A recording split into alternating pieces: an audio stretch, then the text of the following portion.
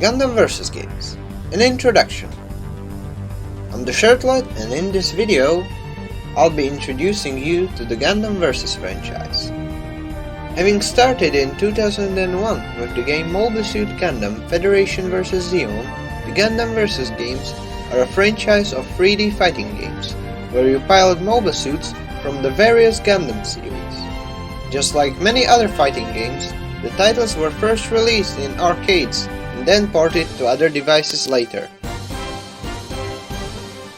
Unlike most fighting games, be it the 2D brawlers, the 3D Tekkens and Soul Calibers, the Gundam puts a spin on the 1v1 formula by making it a 2v2 and placing the whole fight in a moderately large map. Gameplay-wise, the Gundam Versus emphasizes mobility, resource management, and teamwork. Both teams start off with a large gauge, which serves as the team's health bar. This is called the battle gauge. Your objective is to deplete your opponent's battle gauge before they deplete yours. Simple enough, right? Technically, yes. Practically, it's a tad bit more complex. One of the main mechanics that you can notice is a thing called cost. The cost of a unit indicates how much points will be subtracted from the team's battle gauge should the unit be destroyed. Let's go with an example. The RX-78-2 Gundam costs 2000 points in Gundam Extreme vs Full Boost for the PS3. Now if it gets destroyed, the said team loses 2000 points. Of course, the cost varies from unit to unit. Usually, the weaker units cost less and the stronger units cost more. However, even the weakest unit in the game can bring down its more powerful counterparts when played well. How does one accomplish that, you might ask? This brings us to the long part, where I ramble about mechanics. Some of them are simple, some not very much. I'm going to go on a tangent, so skip ahead to this timestamp if you want to skip the part where I cover every single mechanic in the game. Well, most mechanics I could recall when writing the script. Your heads-up display is composed of multiple parts. The battle gauge is in the top left corner, the ammo counts are in the bottom right, and there's a blue thing on the bottom rim of the screen. Your HP is indicated by a number situated either above the ammo count or in the lower left corner, which is the case for the later installments. The circle in the middle is a pretty useful thing, since it gives you multiple pieces of information. Is it green? You're out of range or you can't lock on. You can still fire though. Is it yellow? The opponent has iframes. Wait until it turns red to get in some damage. Is it red? The opponent can be accurately hit, unless they evade. Does it have a shape surrounding the square? Your teammate is locked onto the enemy. The outer edges of your screen may show yellow outlines. This means an enemy has locked onto you. They turn red when an attack is coming your way. You move using the directional pad or the joystick. The first thing you'll notice is that instead of walking sideways, you move in a swiveling motion. In this case, it's quite useful, so get used to it. Of course, you'd probably want some more speed, so that you can both evade enemy attacks and control the distance between you and your opponent. That's what the boost maneuvering is for. The blue thing on the bottom of your screen is called the boost gauge. You spend it by doing the boost maneuvers, and you recover it by landing on the ground. The recovery time depends on how much of it you've spent. Let's start with the simplest boost maneuver. Jump. You jump, tap the X button. If you hold it, you'll go further up, but it will deplete your boost gauge faster. You can hop in midair too. Next up, we have something called the boost step. It's essentially your foolproof dodge button. Double tap a direction to execute it and hold the input to dodge further at the cost of more boost. This move disables the tracking property of all projectiles, allowing you to evade both shots and melee attacks. Some games also allow you to combine this move with certain others, giving it further versatility. Some units allow you to transform by inputting the boost step while holding jump. This mechanic is in the series ever since AUG vs Titans. Debuting in the Gundam Seed Versus games, the boost dash mechanic can be pulled off by double tapping jump in midair. This allows you to go fast over larger distances while consuming boost. Another way to avoid getting damaged is the use of shields and blocking. In the games Federation vs Zeon, EU vs Titans, and Gundam vs Zeta Gundam, some units are equipped with shields that can take some damage before being destroyed, allowing the shield to take a few hits for you. Since you can manually block, you have to rely on positioning instead. But what if you could? This is where the manual blocking comes in. Starting in the Gundam Seed Versus, you can quickly tap backwards and forwards to raise your shield to block any attack. To offset this, you can't block indefinitely. In the Seed Versus, you block only for a few seconds before you have to repeat the move again, while all the installments from Extreme Versus onwards allow you to keep blocking while making it consume boost. However, if you successfully block an attack, the time you can spend blocking becomes extended.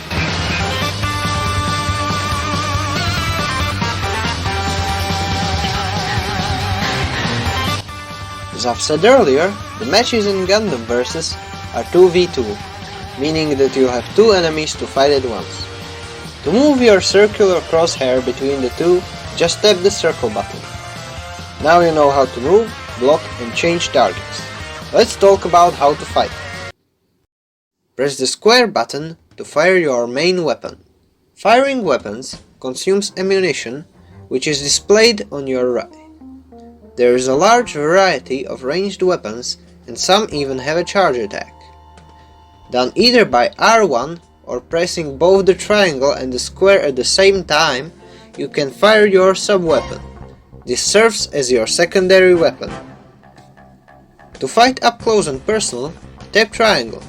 Melee attacks have long range and deal moderately large damage.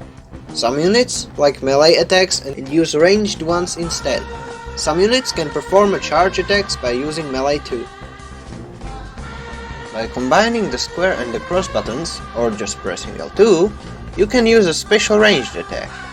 While some units don't have such attack, the ones that do often make a great use of it. Special melee. Some units have a special melee attack, and abilities that can be activated by pressing R2 or pressing triangle and cross at once.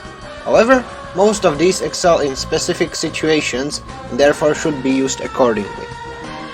You might have noticed an inconspicuous gauge that slowly fills up during the game. It's located either next to the boost gauge or right under the battle gauge in the older games. It is filled every time you deal damage and it gets filled faster when you receive damage. When the gauge is full, press R3 or square, cross and triangle at once to activate something called Awaken Mode or EX Burst, depending on the game.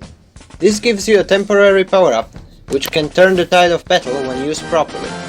From Gundam Seed Rango vs F onwards, you can activate the burst at 50% gauge, resulting in an earlier opportunity to do so at the expense of the power-up's duration. Starting in the Gundam Extreme Versus for PlayStation 3, you can perform a powerful attack by pressing the same buttons you used when activating the power-up. You have only one attempt, but if you hit it, the damage is very impressive. This is where I'll explain some terms that you'll probably run into at some point. You may know some of these, but I wanted to make sure I didn't leave out the unnecessary ones. Boost chaining. There's a feature that allows you to boost step multiple times in a row with almost no recovery time between the boosts, provided that you don't boost step in the same direction twice in a row. This allows for very fast zigzags and other moves of such sort. Directional inputs. While Gundam Versus games do not have half circles, quarter circles, and the almighty pretzels, most installments have thrown in some inputs to add variety to melee and some of the ranged attacks. Just wanted you to know that you can mix in simple directions when beating down on that triangle. Cancels. Cancelling is when you interrupt an animation of an attack in order to attack faster. Some of the cancels can be performed by using the boost step and the boost dash shortly after the attack. From the PS3 generation onwards, you can also do a shot to sub cancel, which involves firing the main weapon and immediately following up with the sub weapon. Some of the earlier Gundam Versus games like this feature. Vernier. Sometimes attacks leave you stuck in midair for a second. That's called a vernier. Iframes. also known as invincibility frames. Basically the few seconds of invincibility after getting toppled. Move punishing. Hitting the enemy in the very moment they make a mistake, like missing a move or landing at the wrong time. Whiffing. Missing a melee attack, making you easy to hit. Neutral game. A state of a game where neither player is blocking nor getting hit.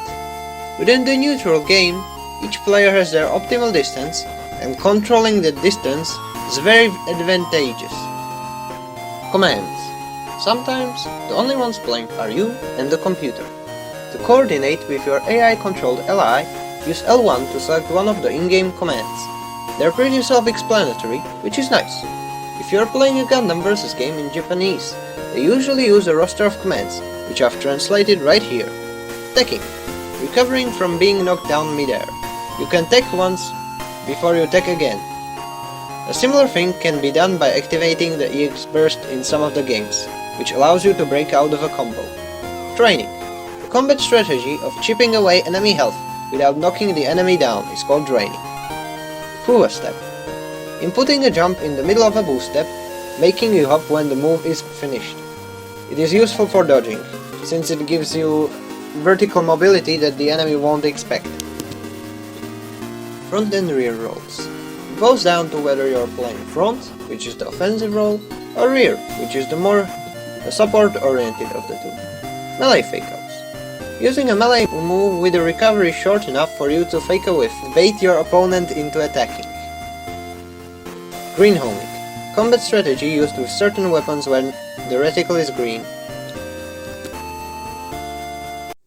With the exhausting explanation of the various mechanics and gimmicks of the games done, I'll now go over every single release, so that you can find a proverbial shoe that fits. I'm not sure if the emulation is okay in your books, but in mine it is. Anyways, let's start. The first title, Federation vs. Eon for the PS2, is the most bare bones of the bunch. The horizontal movement is a bit slower, making it a nice pick for when you want the most simplified experience, while keeping the formula relatively intact. Its Zeta Gundam counterpart, Ayuk vs Titans, is more or less the same thing, but this time the roster is swapped out with characters from Zeta Gundam.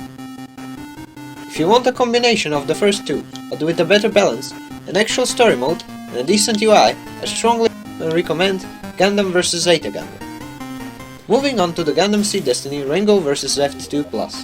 It's one of the faster ones, and you'll see a lot of familiar features you'd see in newer titles. If you can, obtain the ISO from a certain site and emulate it. It's very good. Side note, I know the game had a prequel, but this one's better. While I have no doubts that their arcade counterparts were pretty good, I can't recommend the PSP Gundam Versus games unless you really want to see the early versions of the crossover roster. With the PS3, we got the Gundam Extreme Versus, a game that was subsequently upgraded to Extreme Versus Full Boost. If your computer can run it, Extreme Versus Full Boost is a very good pick, allowing 4 players in split-screen matches. PS4. If you own a PS4, you have two options. Gundam Versus, which is a tacky console-only mess, and Extreme Versus maxiboost on, a properly translated modern Gundam Versus game. Well, then there's Extreme Versus 2 and Crossboost, yeah, which is still arcade only, so it'll take a few years before you can pull the Doven Wolf and the Thunderbolt Egg Guy for a spin yourself, assuming that you didn't have a few cabinets of Extreme Versus in your area already. That's pretty much it. This is my first shot at the longer video format, so any feedback is appreciated. And one more thing before I go.